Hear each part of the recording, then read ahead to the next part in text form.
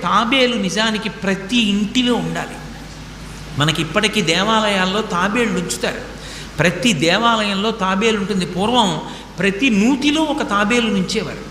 ఎందుకు తాబేటి ఉంచుతారో తెలుసా? తాబేటి యొక్క దర్శనము మంగళ దర్శనం. తాబేటి వంక చూస్తే మంగళం. అందుకే ఇంట్లో కనీసం తాబేలు బొమ్మ అట్టి ఉంచుకుంటారు. ఉంచుకుని ఒకసారి ప్రయత్నపూర్వకంగా దాని వంక చూస్తారు. ఎందుకు తాబేలు ఇంట్లో ఉంచుకోవాలి అంటే దాంట్లో ఒక రహస్యం ఉంది. దీక్ష అని ఒక మాట.